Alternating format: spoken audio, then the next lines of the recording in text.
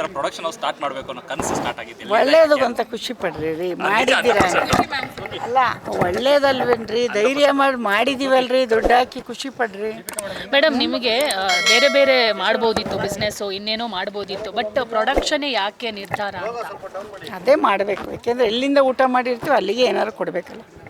ಇಲ್ಲೇ ತಾನೇ ನಾವು ಊಟ ಮಾಡ್ತಿರೋದು, ಇಲ್ಲಿಗೆ ಏನಾದರೂ ಮಾಡೋಣ ಅಂತ ಅಷ್ಟೇ, ಇನ್ನೇನು ಉದ್ದೇಶ ಬೇರೆ ಏನು.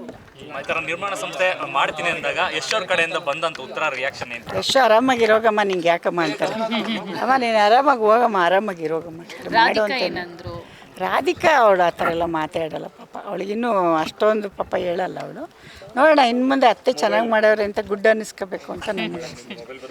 ಕತೆ ಗೀತೆ ಏನಾದ್ರು ಕೇಳ್ತಾರಮ್ಮ ಈ ಥರ ನಿರ್ಮಾಣ ಸಂಸ್ಥೆ ಮಾಡಿದಾಗ? ಏನಾದರೂ ಏನು ಕತೆ ಮಾಡಿ? ಯಾರು? ರಾಧಿಕಾ? ಯಶ್ ಅವರು.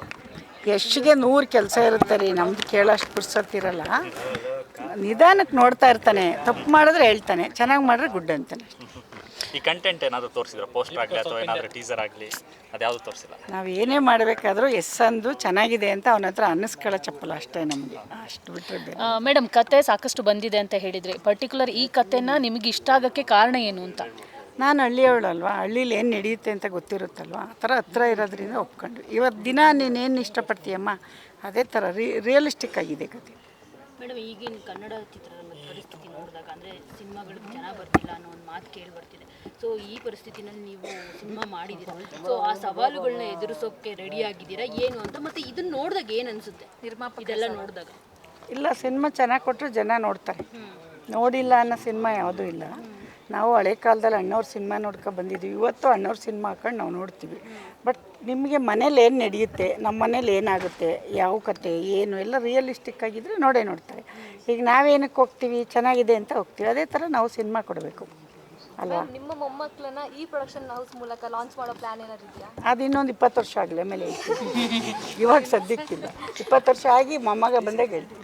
ಮೇಡಮ್, ಸಿನಿಮಾ ಸೆಟ್ಗೆ ನೀವು ಹೋಗ್ತಾ ಇಲ್ಲ, ಸರ್ಪ್ರೈಸ್ ಇತ್ತು, ಬಟ್ ಯಾವ ಥರ ನೀವು ಕಲೆಕ್ಟ್ ಮಾಡ್ಕೋತಿದ್ರಿ ಅಲ್ಲಿ? ಎಲ್ಲ ಫೈನಾನ್ಸ್ ಎಲ್ಲ ಮೇಂಟೈನ್ ನಾನೇ ಮಾಡಿದ್ದೆ.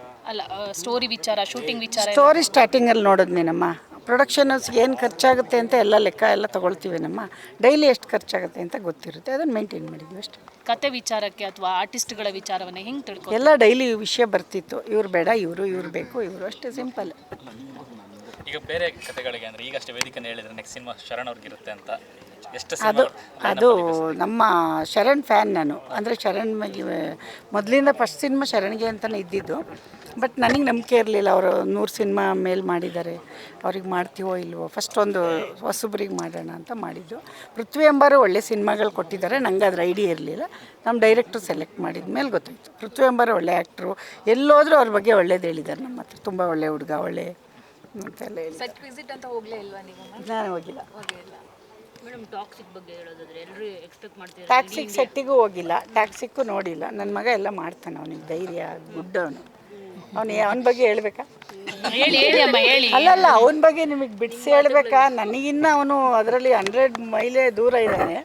ನನ್ನ ಮಗ ಎಲ್ಲ ಮಾಡ್ಕೊಂಡು ಬರ್ತಾನೇನೋ ನಂಬಿಕೆ ನನಗಿದೆ. ಅವನ ಬಗ್ಗೆ ಮೊದಲಿಂದ ಇಂಟರ್ವ್ಯೂ ತೆಗೆದು ನೋಡಿ, ನನ್ನ ಮಗನ ಬಗ್ಗೆ ನನಗೆ ಹೋಪ್ಸ್ ಜಾಸ್ತಿ, ಅವ್ನು ಚೆನ್ನಾಗೇ ಮಾಡ್ತಾನೆ. ಮ್ಯಾಮ್, ನಿಮ್ಮ ಮಗ ಅಷ್ಟು ಹೆಸರು ಮಾಡಿದ್ರು ಕೂಡ ನಿಮ್ಮಲ್ಲ ಒಂದು ಇನ್ನೋಸೆನ್ಸ್ ಹಾಗೆ ಉಳ್ಕೊಂಡಿದೆ. ಕೆಲವರೆಲ್ಲ ಏನಾದ್ರು ಒಂದು ಹೆಸರು ಬಂದಾಗ, ಜನಪ್ರಿಯತೆ ಸಿಕ್ಕಾಗ ನೆಕ್ಸ್ಟ್ ಲೆವೆಲ್ ಆಡೋದನ್ನ ಗಮನಿಸಿದ್ವಿ, ಬಟ್ ನಿಮ್ಮಲ್ಲಿ ಆ ಒಂದು ಇನ್ನೋಸೆನ್ಸ್ ಹಾಗೆ ಉಳ್ಕೊಂಡಿದೆ. ಆಡಬೇಕಾ?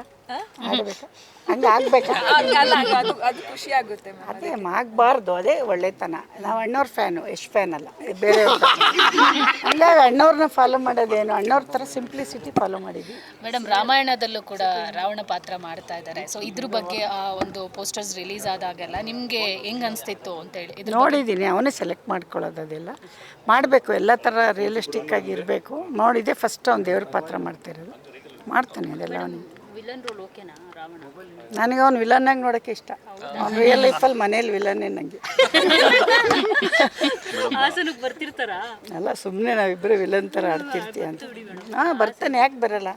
ಯಾವ ವಿಷಯಕ್ಕೆ ಜಾಸ್ತಿ ಕಿತ್ತಾಡಿ? ಕಾಮನ್, ಅಮ್ಮ ಮಕ್ಕಳು ಜಗಳ ಆಡ್ತಾರೆ, ಎಲ್ಲದಕ್ಕೂ ಕಿತ್ತಾಡ್ತೀವಿ, ಬಟ್ ಅಷ್ಟೇ ಪ್ರೀತಿಯಾಗೂ ಇರ್ತೀವಿ.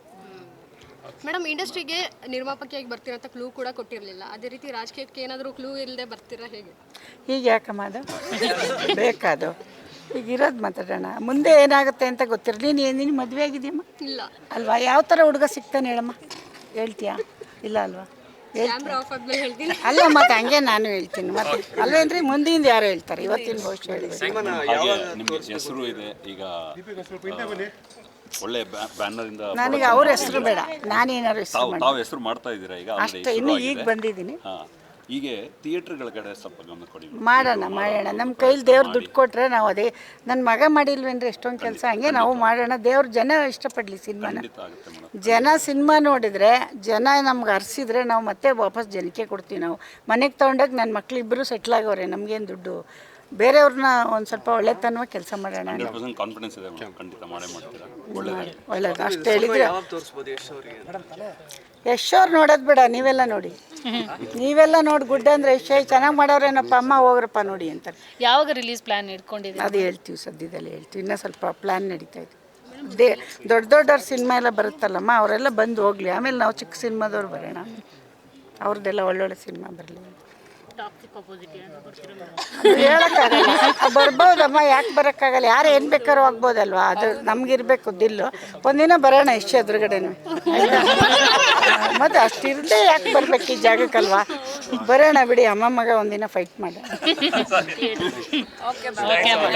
Thank you so much. ಒಳ್ಳೇದಾಗಲಿ ನಿಮಗೆಲ್ಲ, ಹಿಂಗೆ ಸಪೋರ್ಟ್ ಮಾಡಿ, ವಿಷಯನ ಚೆನ್ನಾಗಿ ಬರೆದು ಜನಕ್ಕೆ ರೀಚ್ ಮಾಡಿ, ಸಿನಿಮಾ ನೋಡೋಂಗೆ ಮಾಡಿ, ಅಷ್ಟೇ ನಾನು ಕೇಳೋದು ನಿಮ್ಮೆಲ್ಲರಿಗೂ. ನೀವೆಲ್ಲ ಚೆನ್ನಾಗಿ ಸಪೋರ್ಟ್ ಕೊಟ್ಟರೆ ನಾವು ಏನೋ ಒಳ್ಳೇದು ಕೊಡ್ಬೋದು.